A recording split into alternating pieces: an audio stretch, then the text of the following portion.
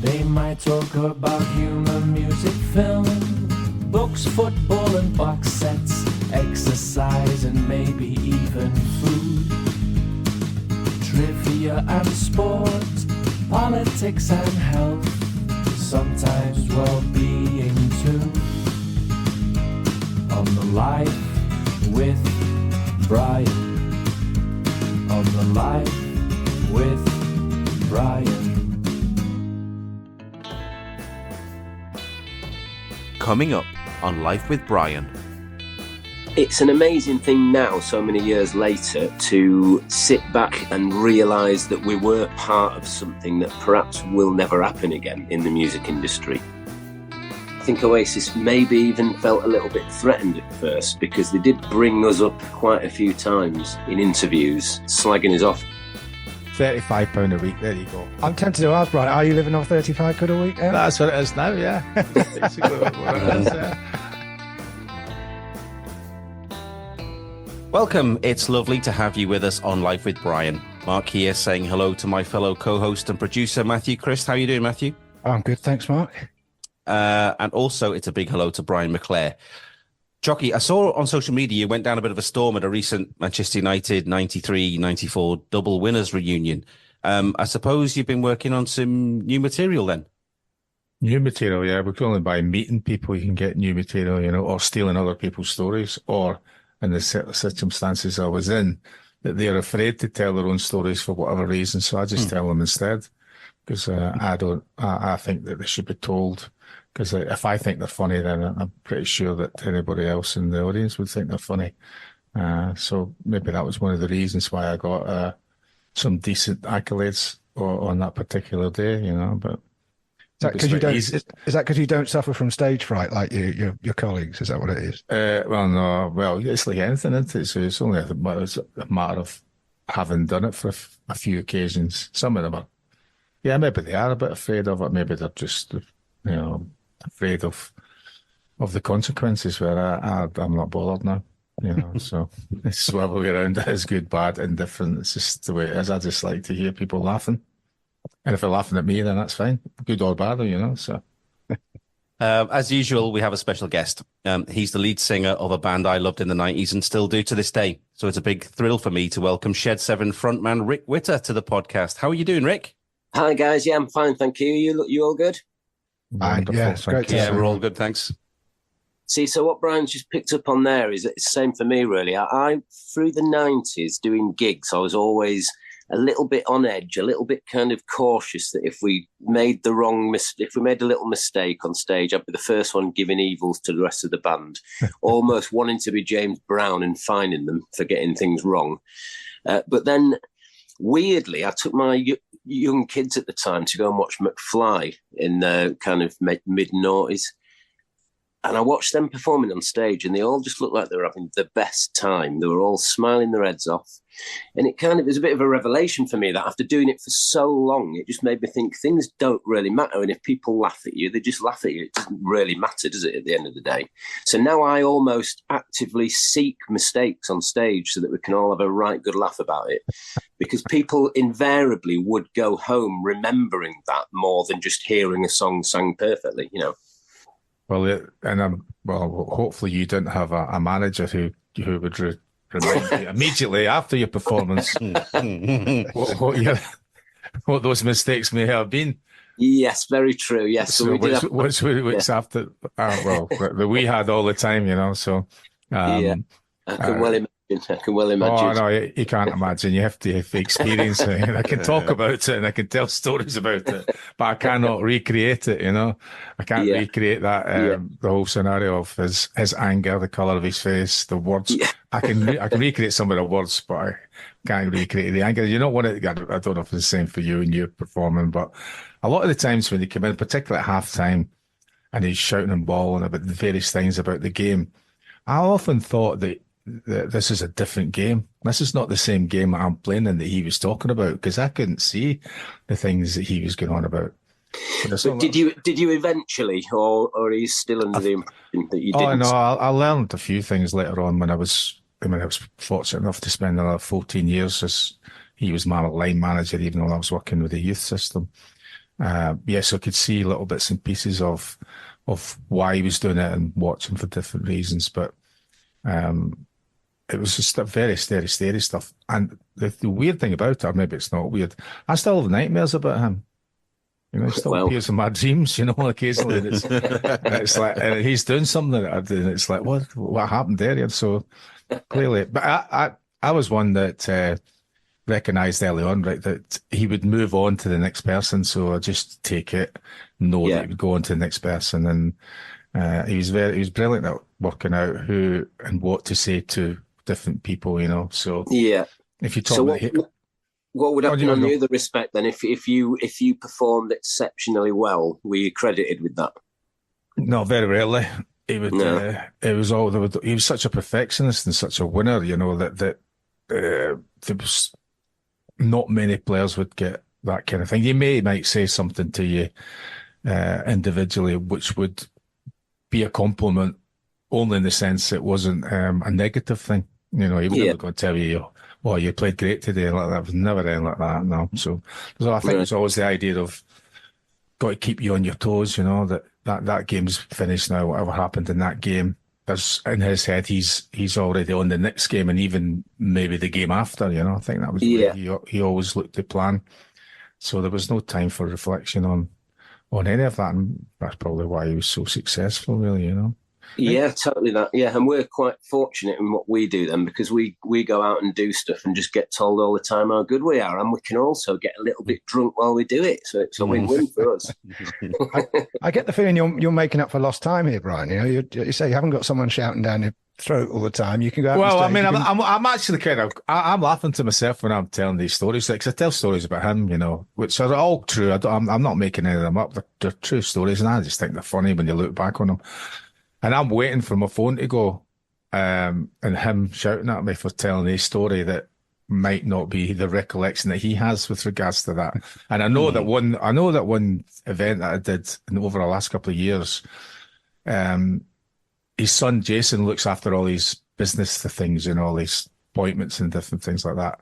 And there was a guy in the audience who was texting Jason things that I was saying.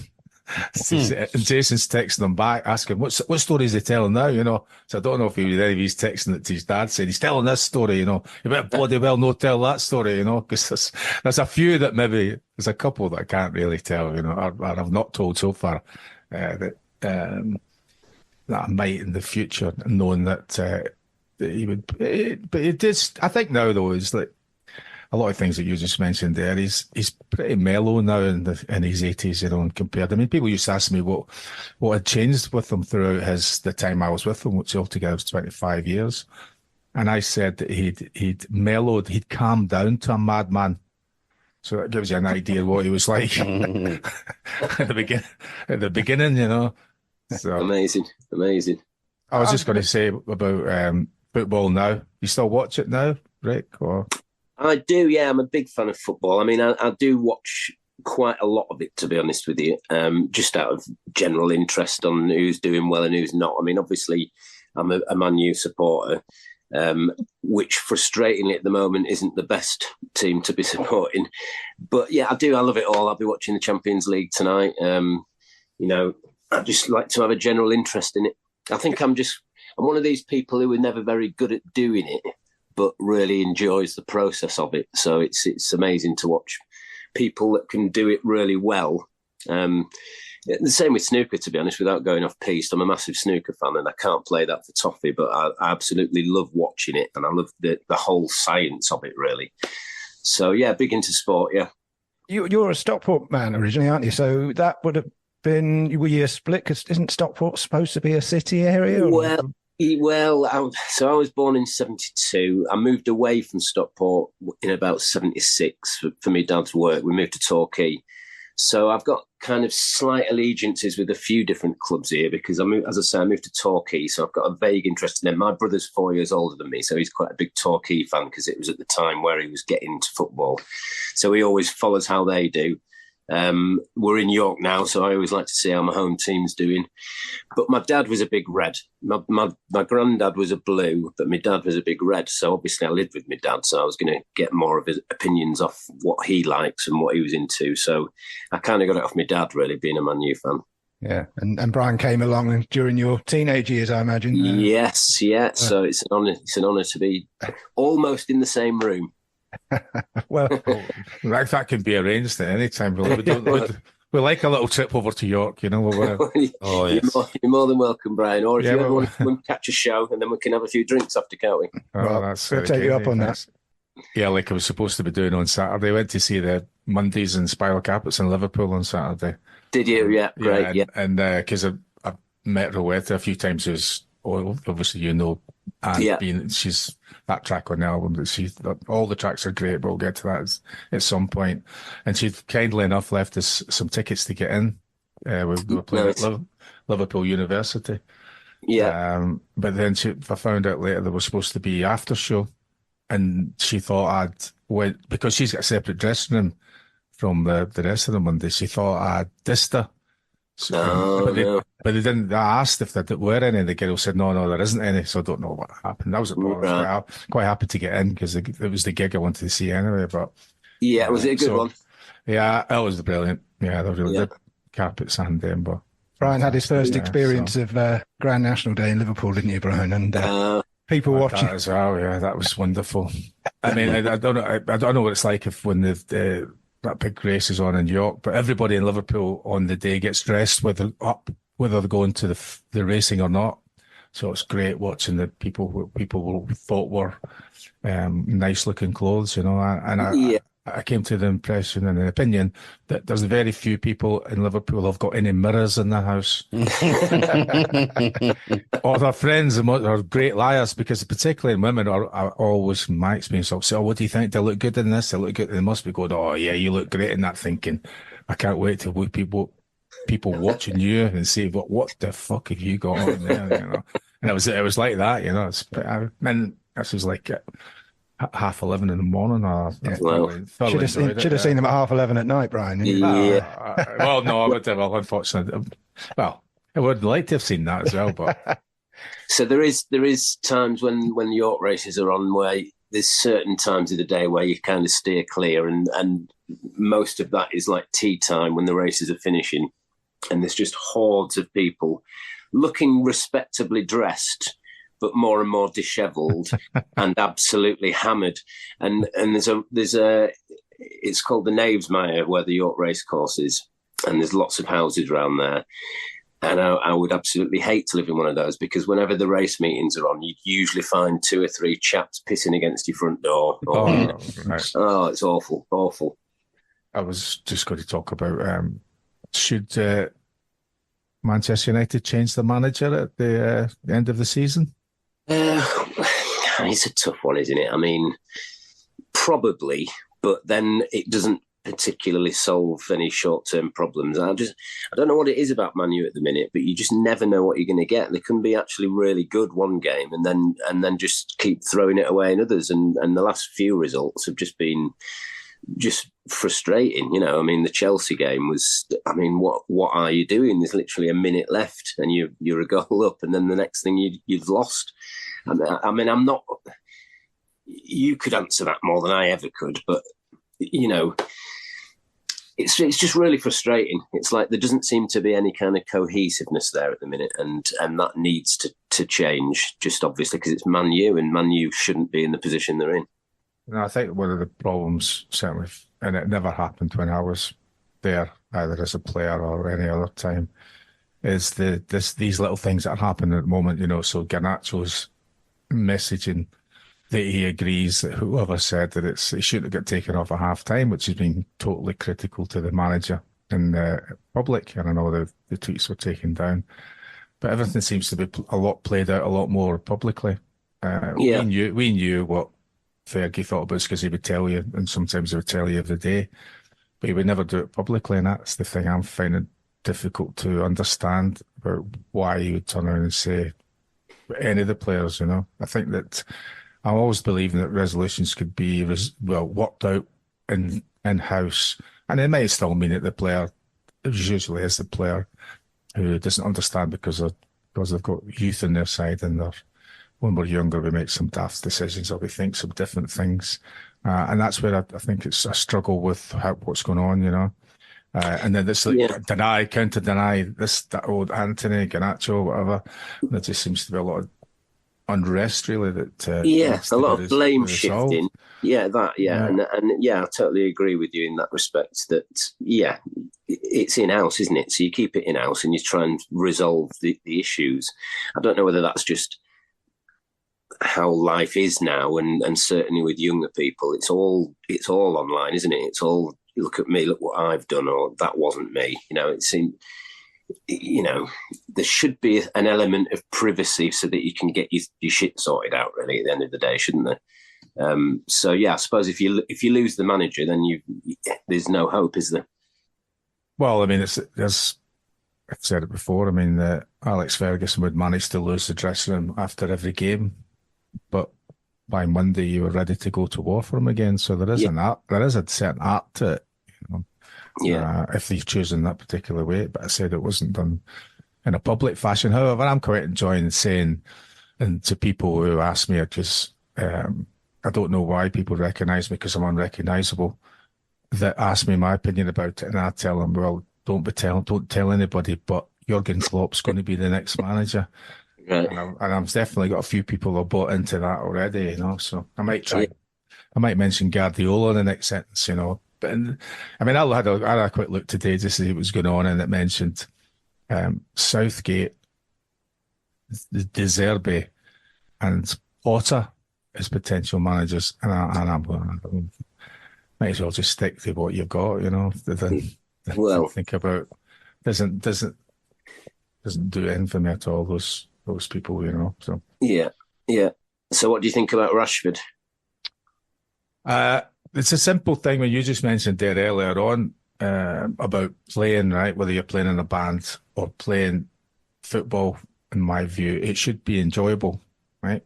So it should be enjoyable, and the only way, and I've seen you mentioned quite a few things about working hard, right? That you started quite very early and you become really good at it after 30 odd years, right?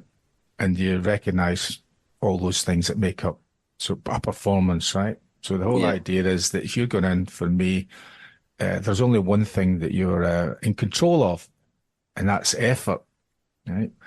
You can't control the referee, you can't control your teammates in opposition, but you can run around. And that's what I don't see enough of that. So, and I see far too much petulance again, which is, it's not my fault, Yeah. It's a team. So you win together, you draw together, you lose together. Sometimes you might be the one who's the star, you might be the one who's the support act. But your whole idea, particularly for the audience as well, who are people who even more and more now are having to earn more money for them to go to watch their football team at the higher level. All they want to see is somebody grafting. That's all I hear when I watch it in the pub with my friends, who are people who've got normal jobs. Why does he not graft? It doesn't matter how much money they're getting, but the grafting part. And I feel very disappointed at that, because all the things that he's been taught since he was basically a 7-year-old boy, and reminded almost that daily when he was going through the youth system and under Alex Ferguson, that you keep working hard, keep working hard, keep working hard. Some days it'll work for you, some days it won't. But at least at the end of the game, if somebody asks you, a loved one, your mum, your dad, brother, sister, how did you do today? You could say, well, I wasn't very good, but I did my best. And I don't see enough of that from all of the players. I think that if you look at teams, you could say, oh, well, they're a great team and great players, but they work really hard for the team and their teammates. And that's a lot of the reasons why they're so successful. For me, there isn't enough players who've got that in them for whatever reason to be able to, and maybe I don't know whether they're overcoached or there's not enough. And the other thing as well is that there's not enough quality there. When I was watching the game with the Everton game with Rick Witter, and she was going something about. I said, Rowetta, I said none of these players would get into City's team. And she was going, no. Garnacho, I said he might get on the bench. Oh no. Menu, I says he might get on the bench. And she was like not very happy with me at all. You know, I'm saying that's what I think. When you look at their, you know, maybe even Liverpool as well, and Arsenal to some extent. The reason why you end up in situations is you haven't got players who are good enough, and you haven't got enough players who are willing to go and do the dirty work for other people. Yeah. Well, that's it. It is, as you say, it's putting a shift in, it's putting the effort in, it's making it look like you're enjoying what you're doing, which again, going back to being in a band, you know, I'll go and watch certain bands and I'll be stood there kind of a bit shocked at how disinterested the band look that they're even there performing, you know. I mean, obviously, going back to the early 90s, there was a scene called shoegazing, and it was all about looking at your shoes while you're on stage, like you don't care. But for me, the biggest buzz and thrill to me is if we've just done a gig and you're hearing that people are the message in you as they're leaving the venue going, that was just absolutely amazing. I can't wait for the next one. I mean, that's what it's all about, isn't it? You want people to come back and see you again. You want people to go away saying, I've spent 30 quid on this and I've had the best night I've ever had. You know, especially when you start getting a bit older and most of your crowd have got babysitters for the night so that they can come and see you playing. Well, so I totally understand that kind of mentality. I wouldn't be able to stand on a stage and not put the effort in unless I was really poorly. But then even then, I've done gigs where I've been so poorly, but I feel like I've still got to do the gig because, you know, otherwise you're postponing and you know, insurance and all of this rubbish. I mean, I remember once playing at Shepherd's Bush Empire and I had bronchitis and a big chest infection and I just literally couldn't speak, let alone sing.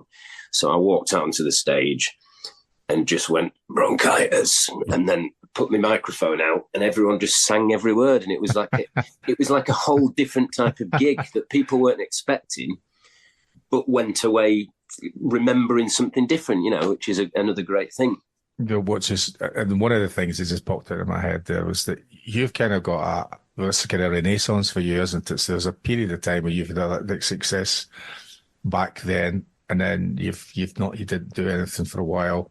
Yeah. And now you're at a certain age where I think you can appreciate that what you're doing every day and enjoy it that bit every day. And totally. Because of the way that it is with regards to mortality, you can do that. In football, you can't do that. Yeah, and it goes so quickly. Yeah, you know, before you know it, you're in your 70s, like I am. You know, so and it's only a small part of your life, you know. So it annoys me that when you say, "Well, hold on, this is going to end," and one of the things I suppose was just the way that it was at the time when I was, even though I was successful. No matter what I've done that particular season, I was never sure, or how long my contract was. I was never sure I was going to be there come the start of the season because you didn't know. Yeah, you know, he could for whatever because I'd seen it happening. He could just decide, that's it. Your usefulness is no longer, you know, you're not. I don't need you anymore. You're moving on. That's the way it was, and. I don't think there's enough people really understand that might be the case, and which can be quite difficult just for your mental health more than anything. Because do you have a backup plan at that age? You know, well, yeah, I did backup plan, but just keep dreaming. So the same thing that I do now, just like wake up and one day at a time. But a backup plan in the sense of I knew. Because of mortality, it was going to finish at a certain time. So I was prepared for that moment, hoping that it would get to 35 and time age I had in my head. Get to 35, then you're going to have to find something else to do. Now, maybe I suppose in my sort of circumstances, that there was nothing flamboyant about my lifestyle. You know, all the money, a lot of the money that I earned, I spent on the children's education and university. So I had no great needs for myself. You know, I didn't need to have a nice car. I didn't need to have nice holidays. I had simple things, music, you know, because you know, that thing when they used to play this game on a Friday night, how much money you would need when you finish being a football player. You know, Schmeichel and Bruce and Robson, Ballister, all these people, right? And they would be going up with these figures, and I'm going, this is just, it's like at the time. So we weren't talking about the hundreds of thousands of pounds they get paid now, but and compared to the man in the street, we got well paid, right? So they were still coming out with things like, oh, I think we'll need 100,000, you know? And I'm like that. What the fuck you need 100,000 for, you know? So then I get to my turn, you know, and I go, right, I think I would need, and there's a few things that they've put in as the rules that you didn't need to bother about, you know, like, I can't remember what they were, maybe a mortgage, that was, your house was paid for something, I can't remember what the whole idea is, so.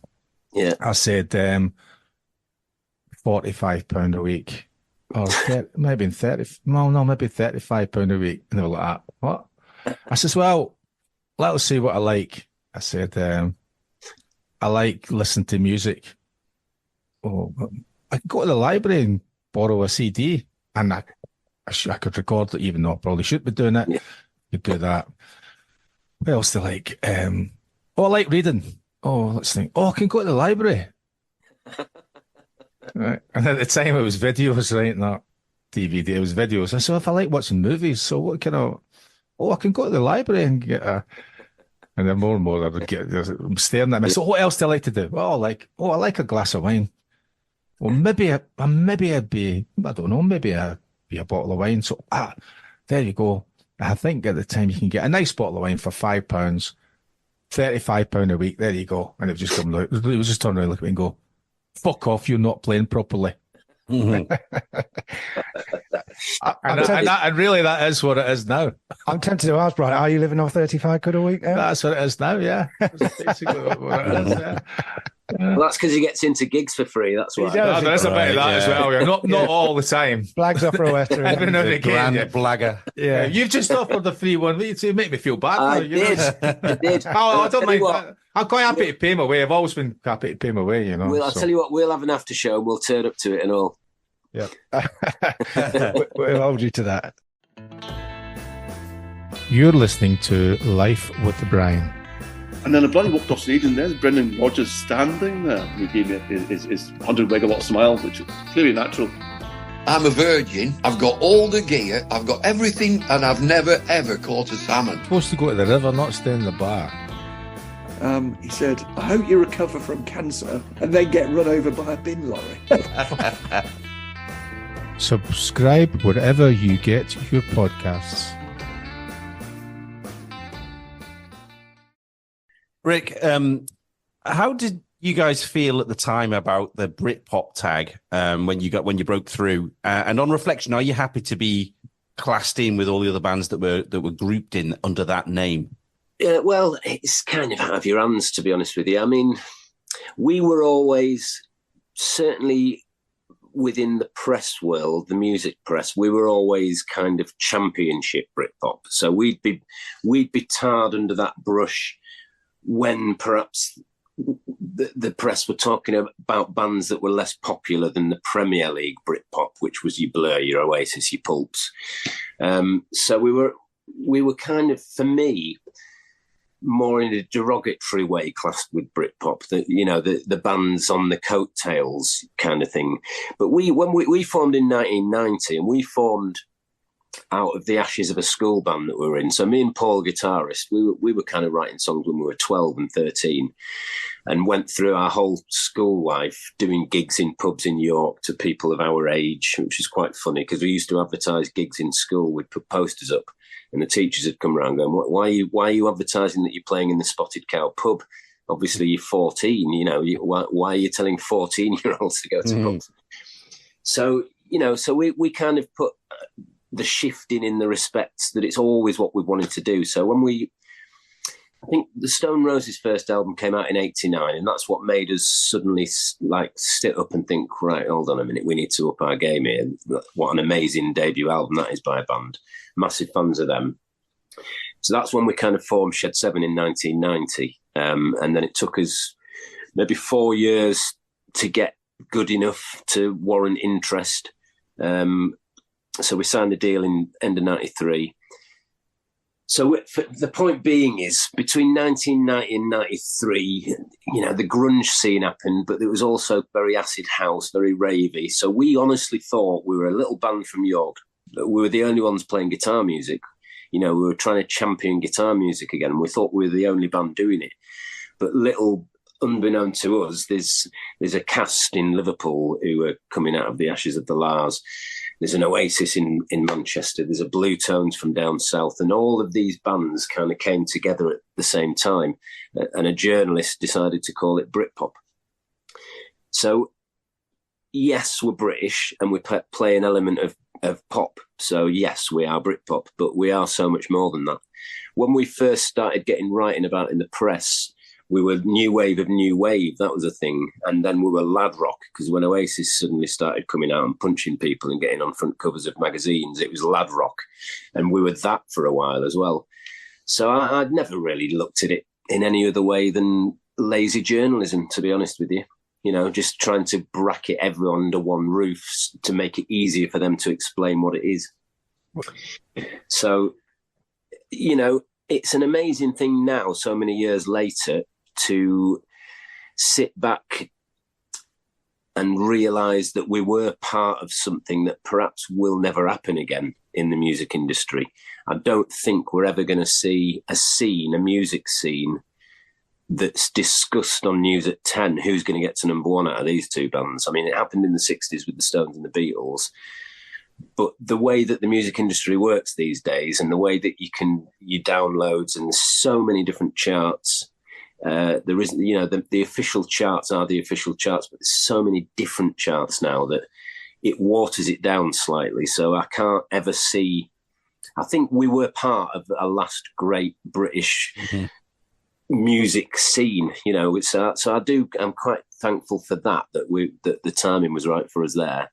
But as I say, we're so much more than that. And the fact that we're still going now and we're still doing what we've always done, we've never really changed our philosophy, but we just seem to be bigger now than we ever have been. And it's a bizarre situation to be in. But we also went through the really dark down times, the times where people weren't particularly interested in us anymore, the times where the record sales weren't as great. And I just think having a little break did us the power of good. And it kind of refreshed us. And as Brian picked up on a while ago there, the fact that you do get to a certain age where you suddenly start realising, well, not many people get to do this, and we do it really well, and we deserve to be doing it. But it's also still very lucky that we are being given this opportunity. So whatever we do now, we really enjoy it, and we put 100% into it, and never count our chickens, really. There was a sort of perception of a bit of a rivalry with you and Oasis at the time. Your debut singles came out around the same time, and was that true, or was that just lazy journalism? Yeah, I think that there was an element of truth in that. I think so. Going back to before either of us, Oasis or us, had got a record deal, we were kind of making inroads in the press, in the what's on the new pages. So they used to have these little charts about the best demos this week or whatever, and we were getting written about, and so were Oasis. And then weirdly, we started releasing singles around about the same time. So we were both getting written about in the very early stages in The Enemy and The Melody Maker. And, for me, it was exciting. Oh, there's this band from Manchester. They sound like they're going to do all right. And I always thought that we might get the same kind of mentality back. But I don't know, I think Oasis maybe even felt a little bit threatened at first, because they did bring us up quite a few times in interviews, slagging us off quite badly. And I think it's maybe because it was competition, because Oasis are the ones that always go around saying, we're the fucking best, you're not as good as us. And I mean, who's to say who's best at anything? You just... Certainly in musical terms, people can like both bands, can't they, surely? So I do remember 94, we played a joint gig with Oasis in the New Cross venue in London. And we'd never met them at this point. We'd just read about them a lot. So we arrived at soundcheck time about 4:30 in the afternoon. They'd already soundchecked. And I remember this group of Mancs stood near the stage in the main hall. We walk in, we walk over to them to introduce ourselves. And I think the first thing Liam ever said to me was, we're going on last and you're not using your fucking backdrop. And it's like, right, Right, this is going to work, is it? Right. But then bizarrely, the next time I see Liam, I think I recently had a kid not so long after that, and it must have been written about in the press. And, I'm seeing Liam, he walks into this hotel foyer where I happen to be, and it's, all right, Rick, how's your kid? So you just never knew what you were going to get. I think a lot of it was what perhaps was being imbibed that particular day. I just wonder whether they say, taking them out to football, but sometimes, when your rivals are really good, it brings out the best in you. I just think in that era, when you had bands like Blur, Oasis, Pulp, it probably did you a favour if you needed one, because it's the competitiveness of it. Exactly that. It's exactly that. It's competitive. It's healthy competitiveness, isn't it, really? It's like, well, you've done that, so we want to do this. It's like when Paul McCartney heard the Beach Boys' Pet Sounds album, and then he immediately thought, right, I need to better that, and went off and wrote Sgt. Pepper's. It's healthy competition, it'd be boring if we all did and sounded exactly the same. And what's the point? I think the problem becomes when scenes get so big, you're always going to get bands who are perhaps slightly substandard cashing in on that and trying to sound like that. And that's what waters down the strength of it, really.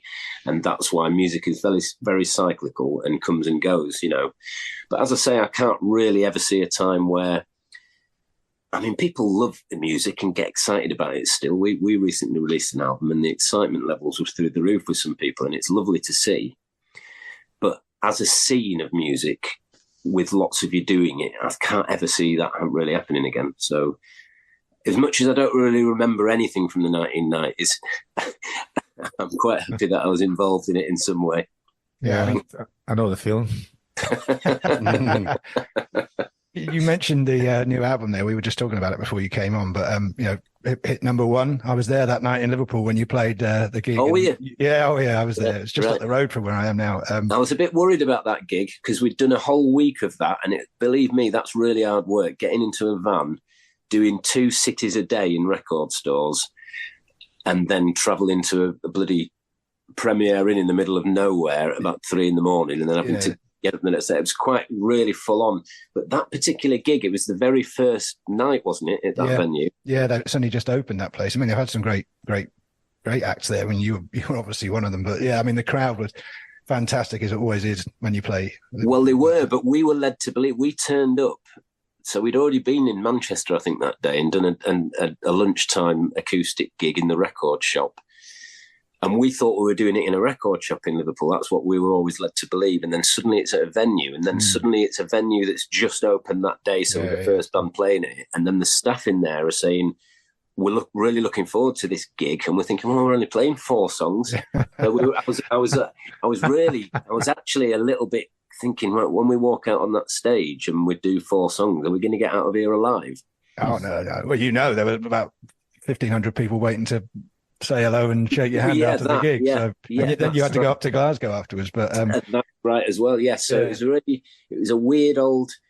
So we found out kind of the Thursday evening. We kind of had an inkling that we were that far in front in the charts that we were going to be number one, but we couldn't announce it until at that Liverpool gig. So we're going to Manchester in the afternoon and doing 4 or 5 songs in HMV. And I'm having to go, are we going to get to number one? And really, I just wanted to say, we're number one. Well, the fact you came out on stage with that number one trophy, I thought, well, that can't be a coincidence. Well, so we were given that the day before, but we weren't allowed to publicly say anything until, I think it's about 4:30, 5 o'clock on the Friday afternoon. So that was the first time we could actually go anywhere and say, we're number one. So that must have been nice for you. Yeah, that was great. Yeah. I mean, I was going to say to you, does that sort of give you reward for over 30 years in the music industry? Do you think this is what we've strived for and now we've achieved it? Well, so our biggest ever selling single is Chasing Rainbows. That's the song that most people would associate Shed 7 with over the years. And that outsold any other of our singles ever. But the week it came out was a really strong chart week for bigger acts than us. So it didn't chart anywhere near as high as some of our other singles, but it doesn't tell the whole story, So for me, after doing it for so long, I think our highest chart position before that was number 7 in the album charts. And if I went tomorrow, I would have been happy with that. I mean, I think it's more important to just have a really strong fan base. But for some reason, we seem to have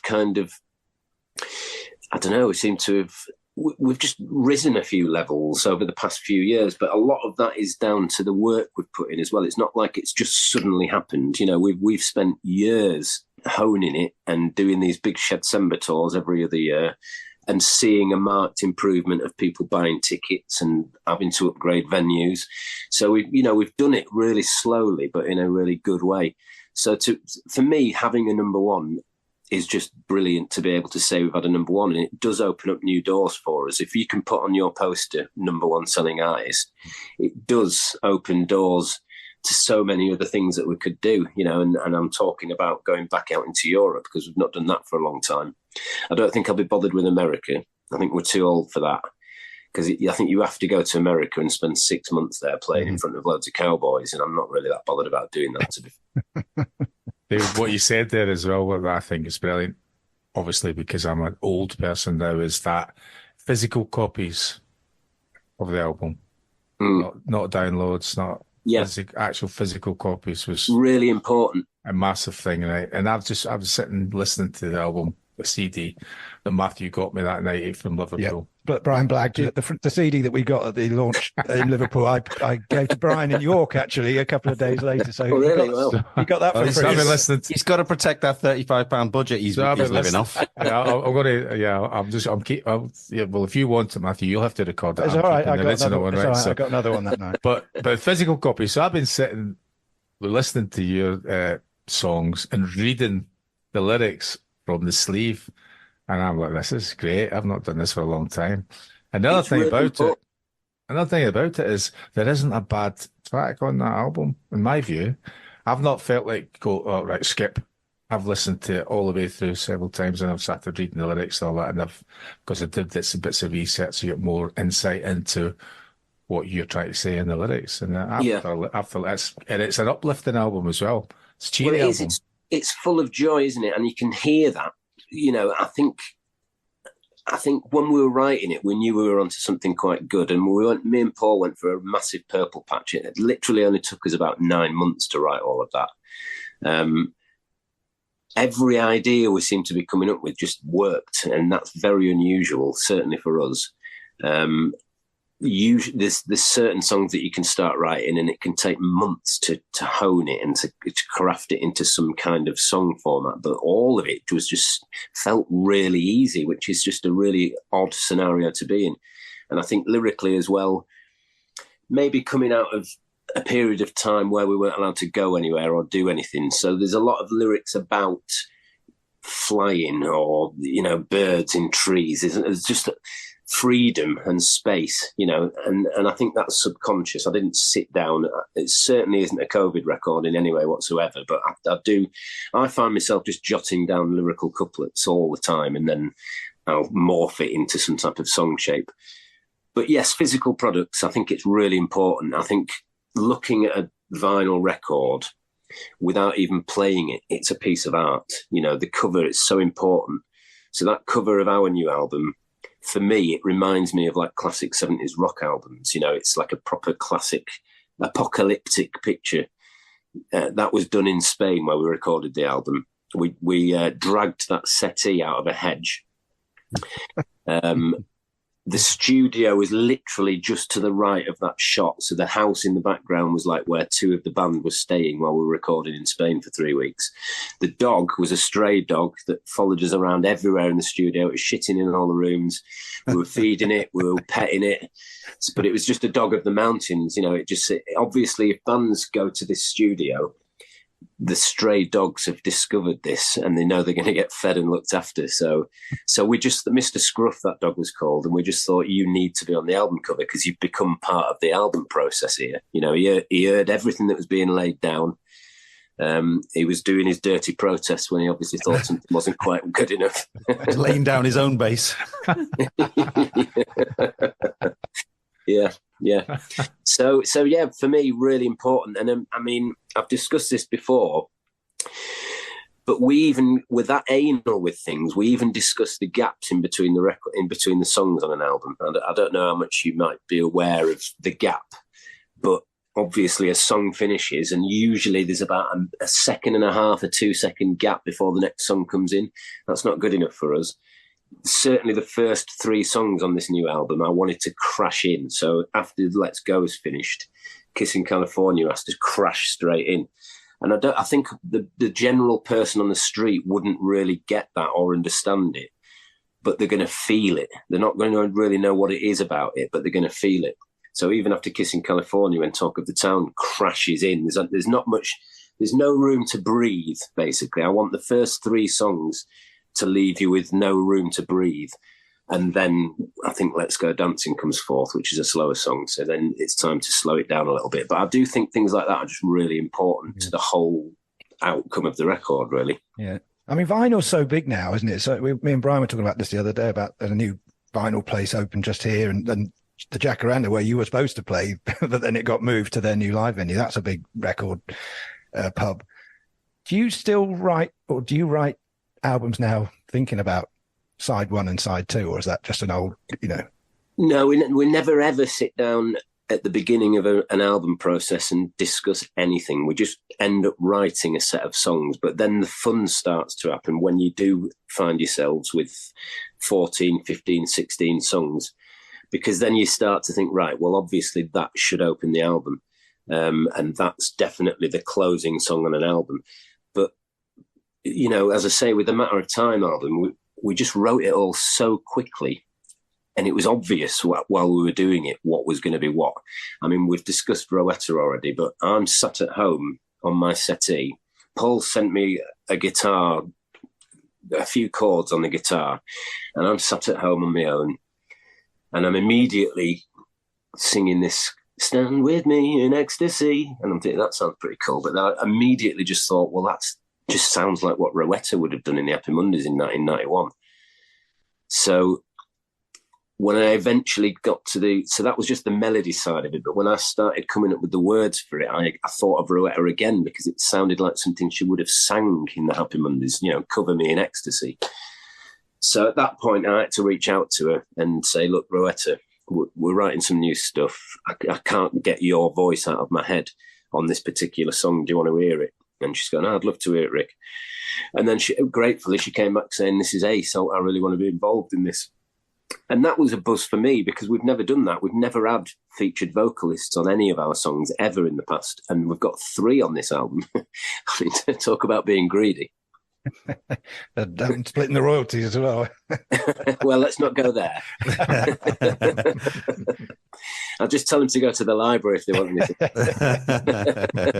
Of course, you've got a tour coming up now, haven't you, at the end of the year? So I suppose you'll have to, obviously you'll play your greatest hits, but there's going to be a lot of people wanting to hear the material from a #1 selling album. Yeah, well, so we did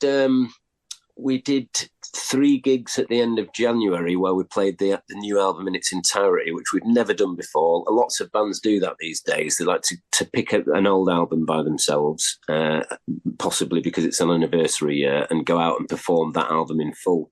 We've never ever done that. But it was brilliant. I really enjoyed it. It was such a buzz going out there and playing songs that people have only really had for a couple of weeks, from start to finish, like the album. Go off for 10 minutes and come back on and do 6 or 7 old hits. So there were really 3 really great nights. But yes, that's the problem that we invariably don't help ourselves with by writing more and more new stuff. Because, if you're playing for an hour and 45 minutes, I mean, we're fortunate. We're the band now where we think, well, what do we drop? Because there's certain songs that we can't not play. We'd get lynched, but it's becoming more and more of a problem, because we've just written another 12 really great songs that need to be somehow picked out of 12. And then, as Brian, you've just said, I mean, I'm really proud of this new album, and it is great the way that it's not really an album where you do skip a track. It just tells a story. You just put it on from the beginning and it tells a story in that 42 minutes or whatever it is, And I like to think that by the time you get to the end of it, when we're singing Throwaways, that all you'd want to do is pop it on from the beginning again and repeat process. But big tour at the end of the year, 23 dates. Probably good that you're talking to me now, because I probably won't be able to speak for about 2 years when we finish that. I'm 51. It's knackering. Brian, did you have anything else you wanted to add on in terms of? There was just a little one there about you. That's whether it's right or not, I don't know, but it said that during my research, they associate Led Zeppelin with being cold and wet. I was wondering if what music or is there any particular group or a particular song or an album that makes you feel warm and dry?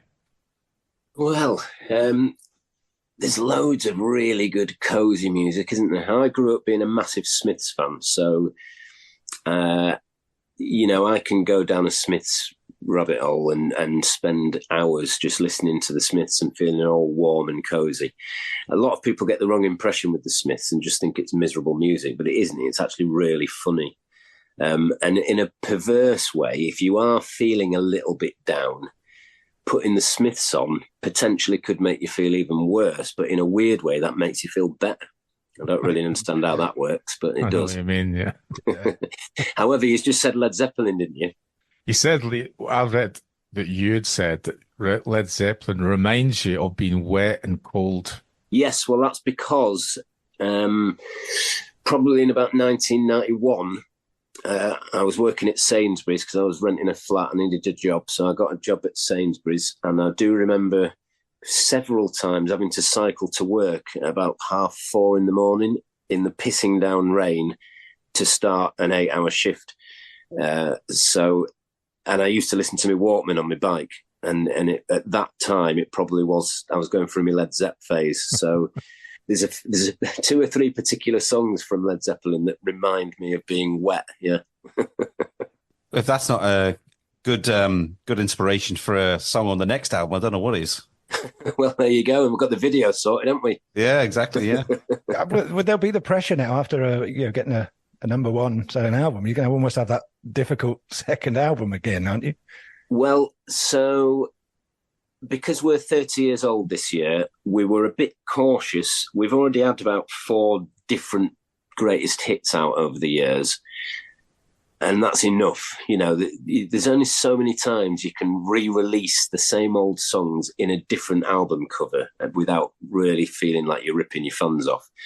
So because we're 30, we thought we did this just after having a number one. We had a couple of weeks free. So we jumped back into the studio and we've revisited 11 of our old songs, re-recorded them, changed them very slightly.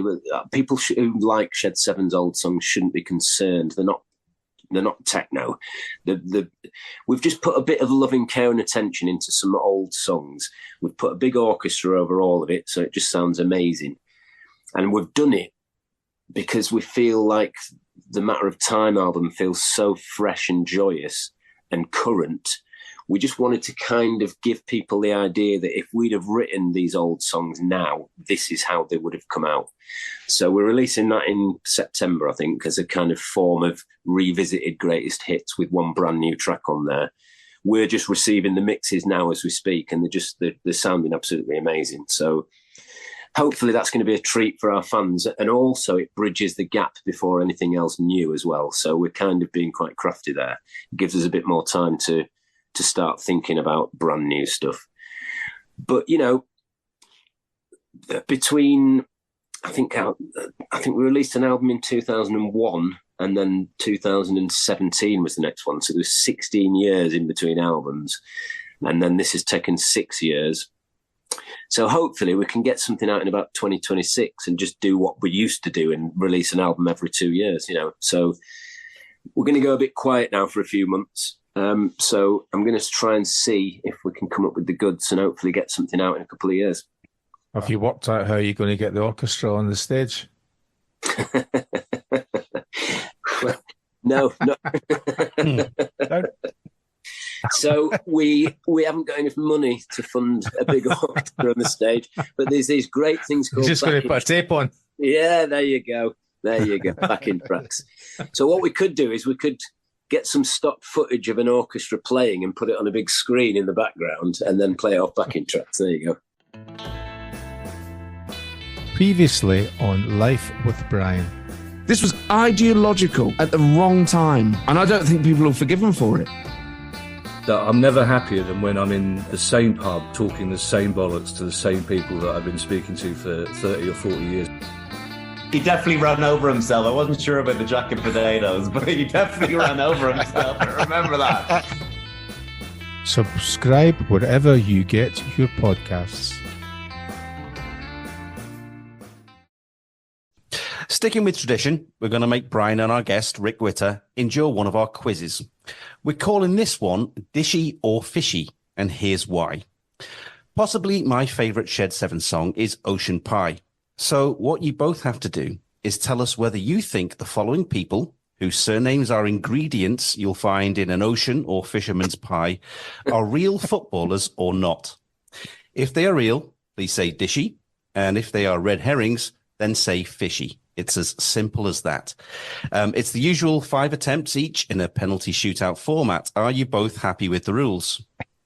I am, but how long did it take you to think of this? Oh, honestly, you've got no idea how often I stay up into the wee small hours dreaming up this nonsense.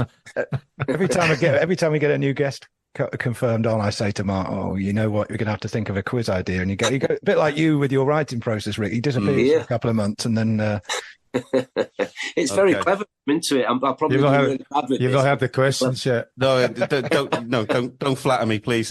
Okay, we're going to begin then, Rick, with you because you're our guest. And your first one is Paul Lemon.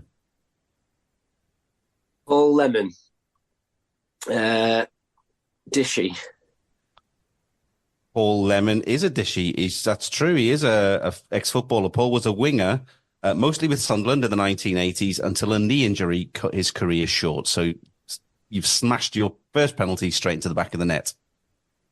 Okay, Jockey, this is quite apt for you because I know you don't like this ingredient at all. You're kicking off with John Butter. Fishy. Fishy? Fishy. It's correct, yeah. It's false. John Butter was a 19th century English ophthalmologist who ironically I see you well to get that in, Mark, isn't it? He ironically lost an eye after contracting a disease whilst examining recruits of the Crimean War. Mark, you've excelled yourself there. There you go. A little bit of inside knowledge in the eye world there goes a long way. Okay, so that's 1-1. Okay, Rick, your second penalty is Hiram Cod. I'll say Fishy. Excellent. Yep, that's it. 2-1 to you. Hiram Cod was the man who invented the cod bottle, which is a glass bottle specifically designed for containing carbonated drinks in the 19th century. So yes, I know. 2-1. I knew that. Some high quality penalties being taken in this shootout. Number 2 for you, Chocky. Henry Salmon. Henry Salmon. As opposed to somebody else called. Yeah. So. Yeah. One of the other Henrys was a mess. You mean Henry Salmon, yeah? Yeah. Dishy it is. It's true. Oh. Henry played for Millwall and Stoke, amongst others, in the 1930s, but sadly was killed in action in Normandy in June 1944, shortly after D-Day. Okay, TT. I don't think we've ever had such a successful start to this competition ever, have we, Matthew? You'll be glad to know we don't go to sudden death. It's a draw. It's a draw. No, 10 questions is more than enough. Okay, Rick, your third one is Peter Haddock. So I went false with the cod, so I'll go true with the haddock, so I'll say Dishy. Oh, yes, still on 100%. It is a Dishy. Peter was a fullback for Newcastle and Leeds until an injury playing against Manchester United in a League Cup semi-final ended his career in 1991. Don't suppose you remember that, Chocky, do you? Game. Yeah, I think you probably scored, you played did you? in that game. 91 semi-final, two-legged game against Oldham. Leeds. Leeds, yeah. I do remember that, yeah. Yeah. Good story about that, but I can't tell it on the podcast. Oh, right, okay, but we'll wheedle it out of you sometime. Okay, so that's 3-2, Rick. You're in the lead. Oh, that could be the win, that, really. Right, where are we? We're 3-2, aren't we? So, Brian, this is your third one, and you've got Spud Webb. Fishy. Fishy? It is fishy. It's false. Anthony Spud Webb was an NBA basketball star of the 80s and 90s, who, despite being only 5'6" tall, one of the shortest in NBA history, won the 1986 Slam Dunk Contest. So 3-3. Yeah, 3-3. We're getting to the business end now. Pretty done now, isn't it? Yeah, and Rick, your fourth one is Bernard Cheese. Sounds ridiculous, but I do know that John Cleese was actually called John Cheese, wasn't he? So I do know that it is an actual surname. So on that basis, I'll say Dishy. Oh, no, Rick. You put too much thought into it. I did. Oh, no. Bernard Cheese was a respected painter and printmaker. Of course he was. Yeah, coincidentally, he has a work in the Tate Gallery called A Fisherman's Story. So, Brian, your chance to take the lead, isn't it? Your fourth one is Alan Pease. Alan Pease. Yeah. Fishy. Fishy with an F? Dish. Fish. Real one. Real ingredient. Dish.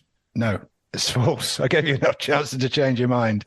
Alan Pease was a British-Canadian racing driver who holds the distinction of being the only driver to be disqualified from a Formula One World Championship race due to being too slow.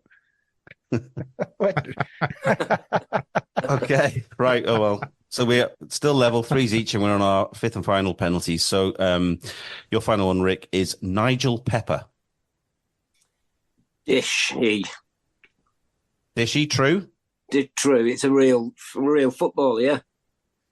Well, yeah. I mean, perhaps I've made this a wee bit too easy because Nigel was a stalwart of the York City side that managed to defeat both Everton and Manchester United in the League Cup during the 1990s. So that's 4-3, and you now cannot be beaten. Well, I played in both of those games, and I wouldn't have got that right. Brian, chance to share the spoils and close the game out with Sam Salt. Fishy. Fishy? Yeah. False. Yeah, correct. Sam, as he was nicknamed, the real name was James, was the captain of HMS Sheffield, which, when sunk in the Falklands War, became the first Royal Navy ship to be lost to enemy action since World War II. So I make that a 4-4 draw, don't you, Mark? I do, yeah. Wow, that's amazing. Yeah. Great. How are we going to share the trophy? How is this going to work? Well, we'll you get to hold it for 6 months, and then you've got to meet us in a pub in York and hand it over to Brian. Yeah. Alternatively, each of you get a microwavable fish pie, which we can supply you at whichever gig you would like to bring us into. That's fine. Coincidentally, Ocean Pie is one of the songs we've revisited with an orchestra, and it does sound lovely. Oh, well, you could sing that to me non-stop, and I would never get tired of that song. McClare's mailbag, McClare's mailbag, McClare's mailbag. Okay, Matthew, please open up the electronic mail we've received from our lovely listeners. Okay, we'll start with one for you, Rick, and it's on behalf of Mark's oldest mate, a massive Shed 7 fan, Housey. He said, if you ever have a vacancy for a bass player, where and when are the auditions? I get the feeling he's throwing his hat in the ring there. He really is. Oh, yeah. Well, there isn't a vacancy as we speak. Tom's the only member of Shed 7. Our bass player, Tom, is the only member of Shed 7 that's always been in Shed 7. The rest of us haven't for some reason or another. So I don't think it's going to be happening anytime soon, I'm afraid, mate. Tough luck, Housey. Yeah. Sorry, Housey. He'd be gutted. He'd be absolutely gutted. And by the way, if you ever need another guitarist, I can play Going for Gold. So I'm putting it out there. Okay. Why don't you and Housey just get together and do a Shed 7 tribute act? There you go. Well, it has been discussed, but we would absolutely ruin what Shed 7 has spent 30 years building. So I think it's probably best we don't. Where are we? Martin Lee wants to know from you both, who is the greatest football number 7 and what's the best thing in your shed? Brian, do you have a shed? Do not, no. You've got like an outhouse thing, though, haven't you? An outhouse, like where the toilet is. Yeah, I thought he had some kind of man cave or something. Where the toilet is or something. Where the Christmas decorations are. Because they're not mine, though. Best number 7, Jarzinho. Okay. And what's the best thing in your outhouse if you had one? A shredder. Shredder. Okay. Yeah. Beat that, Rick. Well, there's too many good number 7s, surely, isn't there? I can't really pick one. And I don't have a shed, actually. I used to have a shed, and I used to have a number 7 on it as well. How terrible is that? But I don't have a shed. I don't have an outhouse. I've got a garage that's just full of shit, and I can't ever get anything out of it because there's just piles of stuff in there. So I don't even really think I've got anything great. I can't really answer either of those questions. Well, I mean, the obvious one there is the United man, number 7. It's got to be Brian Robson, hasn't it? Well, yeah, go on. I'll answer that one for you. Go on, thanks. Shit. You took the words right out of my mouth. Steve. Well done. It's got to be Steve Coppell for you, is it not? Well, Coppell, yeah. I used to really love Coppell, yeah, growing up when I was a youngster, yeah. Okay. He was 7, Coppell, wasn't he? Was he 7? He was 7, yeah. Well, can I have both then, please? Yeah, both of them, and we'll say... Yeah, both go in. And if you put that number 1 album trophy that you got at Liverpool, if you put that in your garage, we'll say... No, I think he's saying that he's got Steve Coppell in his garage. I think that's what he's saying. He could be in his garage. I've got Brian Robson looking after him. Right, Shoeless Ho asks, have you ever heard a Shed 7 tune adapted on the Terraces? If not, which one might work for a chant? Well, She Left Me on Friday's got quite a good football chanty rhythm going on it. York City every week sing Chasing Rainbows, but they sing We've Been Chasing City all our life, so that's been going on for quite a long time. I don't know what they run out to now. In the 90s, I think they used to run out to Simply the Best by Tina Turner, and I think I did say to someone who worked at York City at the time, why don't they use one of our songs? We're from York, getting better. That'd work really well with the teams running out. And they went, oh no, it has to be Tina Turner. Oh, we can't change that tradition. Yeah, but I think they have since. Were you ever torn in that 90s period when York famously dumped United out the cup? I mean, I remember a few sort of magazine articles where you know, interviews with you and the guys in the band and talking about York City and everything. But obviously you had a bit of a affiliation to United as well. So it must have been tricky. Yeah, well, I just kept myself to myself.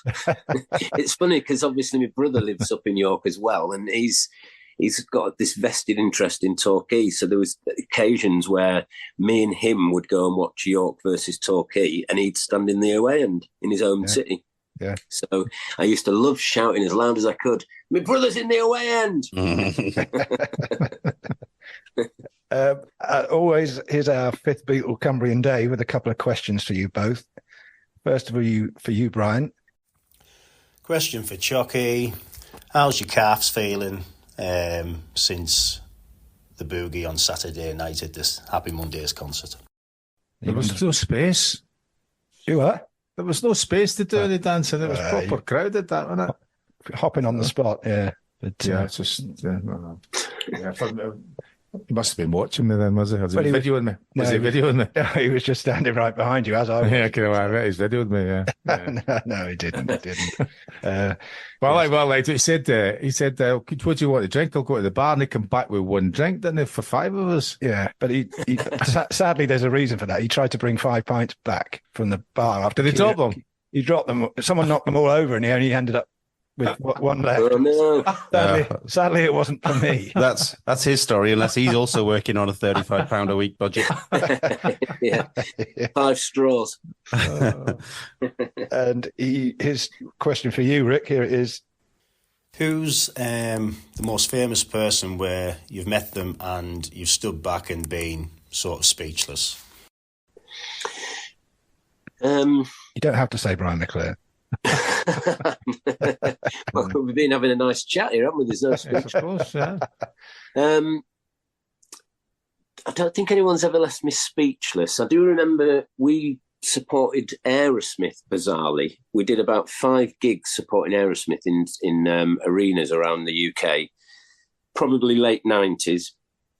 And it was when they were all on the wagon. So that obviously through the 70s and the 80s, there were a real big drug and alcohol. Famously, yeah. Yeah. So, and I think there was that classic story one there where I think he was that off his head at one massive gig they were doing in America where they came out and did 3 songs and he thought it was the encore and walked off after 3 songs.